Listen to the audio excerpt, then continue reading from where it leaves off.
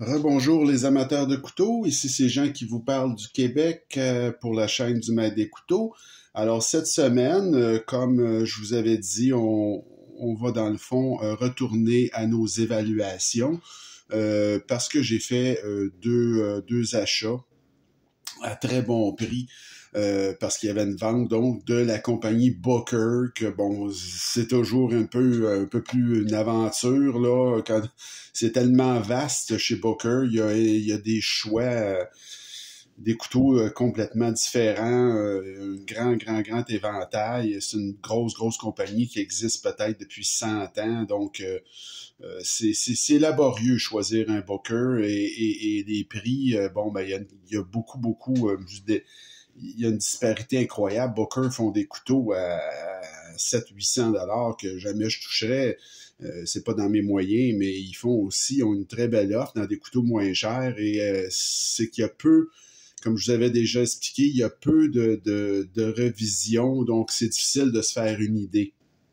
Mais j'ai quand même pris une chance avec l'expérience que j'ai aujourd'hui et j'ai pas été déçu, mais pas du tout.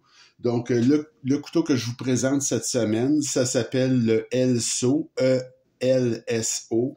Alors, Booker Elso, c'est de Booker Plus, là, la catégorie. Alors, c'est un excellent couteau, très joli.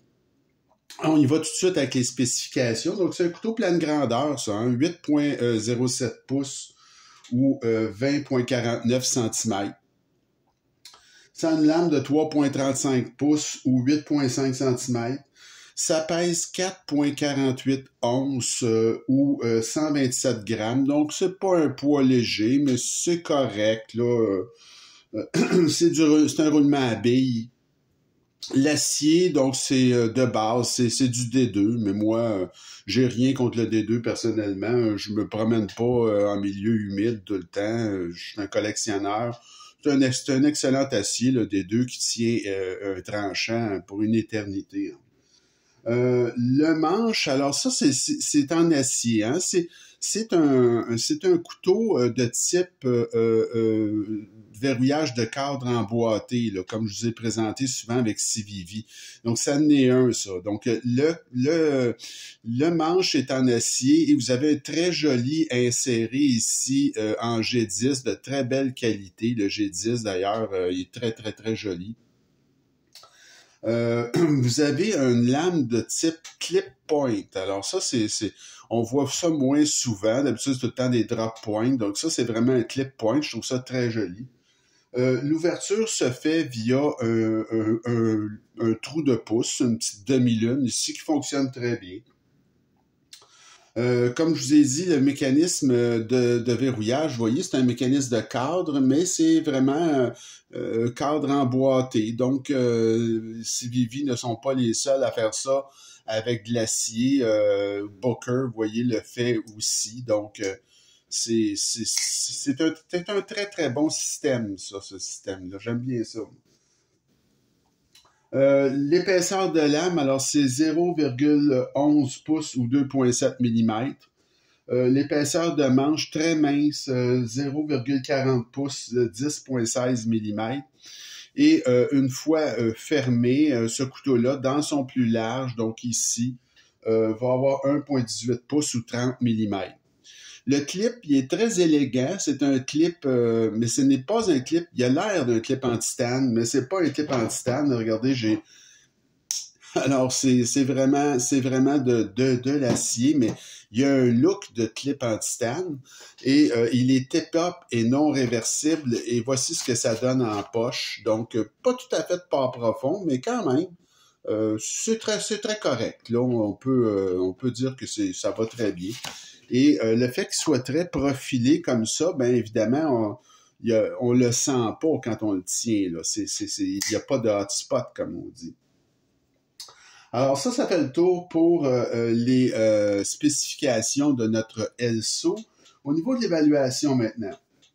Alors le design, ce couteau-là, c'est un design d'un nommé Cornel Kiss, qui est un designer custom, un hongrois, je crois, que je ne connais pas. Je le connaissais pas, ce Cornel Kiss-là, mais il a l'air à faire de très beaux couteaux. Alors, c'est superbe ce couteau-là, moi je trouve. Là, ça fait très chic, hein?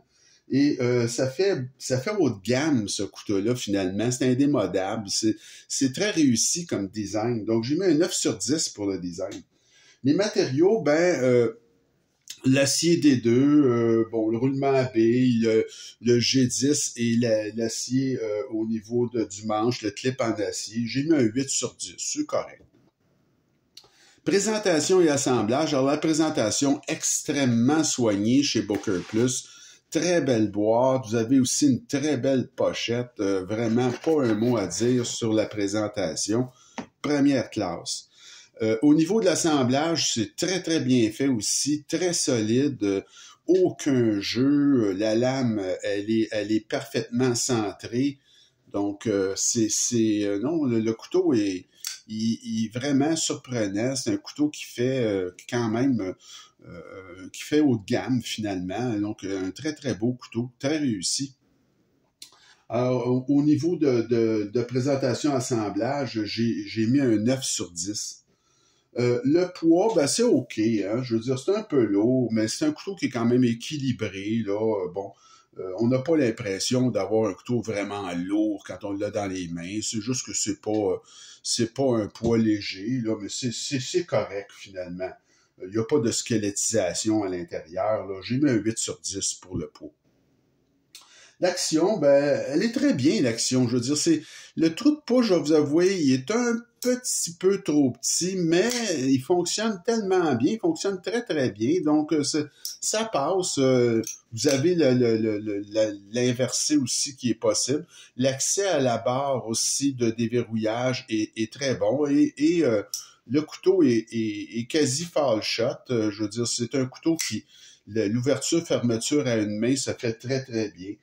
Donc, moi, j'ai mis un 8.5 sur 10 pour l'action. C'est très correct. L'ergonomie, là, vraiment, ça, c'est vraiment excellent. C'est un des points forts de ce couteau-là. Il n'y a pas de hotspot de clip, comme je vous dis, là. C'est vraiment super bon. La prise en main est très agréable de ce couteau-là. La seule petite chose que je pourrais trouver à redire, c'est qu'ils n'ont pas mis dentelure sur le dessus. Ça manque. Donc, ça n'aurait pas été bien compliqué là, de mettre un petit peu de dentelure ici, là, pour où on repose le pouce, là, mais bon, c'est mineur quand même, là. Comme je vous dis, la barre, l'accès à la barre de déverrouillage est vraiment très, très bien. Il y a eu une découpe, là, ils ont pensé à ça. Au niveau ergonomique, ce couteau-là est vraiment très, très bon. Donc, j'ai mis un 9 sur 10. L'aspect général, je trouve ça très joli. C'est un très beau design. C'est un couteau qui est mince. C'est un couteau qui est élégant. Je veux dire, ça fait plus cher que payé. Il n'y a pas d'erreur. Donc, j'ai mis un 9 sur 10 pour l'aspect général. Le prix, c'est là. Alors, le gros, la grosse surprise est là. Moi, j'ai payé ce couteau-là en grande vente 84 $. OK? C'est juste pour dire qu'il n'est pas classé dans mes couteaux budget, là. Moi, mes couteaux budget, comme vous le savez, j'arrête ça à 80 $. Donc, lui, j'ai payé 84 $. Là. On peut dire que c'est quasiment un prix budget, là. Le prix régulier, c'est 137 de ce couteau-là, mais je vais vous avouer que vous pouvez le trouver assez facilement à 120.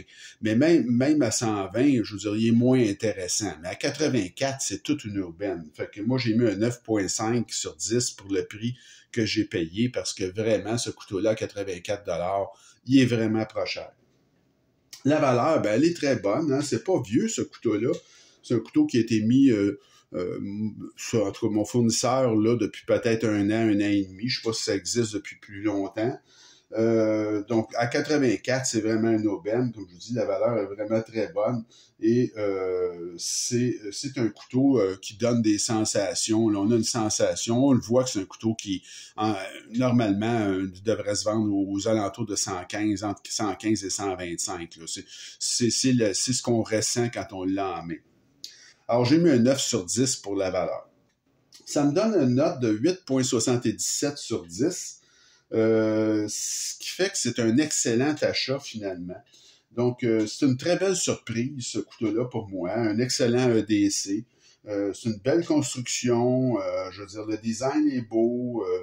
c'est à ce prix-là, franchement, c'est une aubaine et c'est très, très recommandable si vous arrivez à le trouver à ce prix-là, évidemment. Si vous l'avez juste à 120 ou 130 dollars, c'est beaucoup moins intéressant. Mais en bas de 100 dollars, même à 90 dollars, ce serait tout un achat. Alors, je vous le recommande si vous le trouvez à un bon prix. Il n'y a pas de trouble. Et c'est important chez Booker, comme je vous disais, d'attendre les ventes. C'est encore plus important que chez d'autres fabricants, dû au problème, disons, la qualité qui est variable selon les produits chez Booker. Alors, ça fait le tour pour notre évaluation de cette semaine. Le très joli Booker Elso. Et la semaine prochaine, j'en ai un deuxième, la prochaine vidéo. Celui-là, c'est un designer que je connaissais, dont je n'avais pas de couteau, mais là, je suis bien content d'en avoir un. Et lui, c'est un designer de couteau de grand luxe, c'est Michael Birch. Alors, ce couteau-là, ici, je l'adore, il est très, très joli. C'est le Booker Swoopy qui s'appelle Swoopy. Alors, c'est un couteau vraiment, là, quand on l'a en main, on s'aperçoit qu'il y a un grand designer en arrière de ça, ou un designer de grand talent, là, Michael Birch. Donc, c'est un type qui fait des couteaux custom dans les 4 chiffres, ça. Alors, il sait comment dessiner un couteau. Et je vous avertis, celui-là, vraiment, il est excellent. Alors, ça va être notre prochain vidéo, le Booker Swoopy. Alors, c'est ça. Alors, ça fait le tour de notre vidéo de cette semaine. Alors, je vous souhaite une bonne fin de journée. Continuez à vous abonner à ma chaîne. Il y a beaucoup de choses intéressantes qui s'en viennent, des playlists, des duels. Vous allez avoir bientôt aussi, je vais commencer à mettre en ligne des comptes à rebours par marque. Alors, vous allez voir. Donc, abonnez-vous à ma chaîne et envoyez-moi vos commentaires. Ça me fait toujours plaisir de vous lire. Alors, on se retrouve très bientôt. Salut!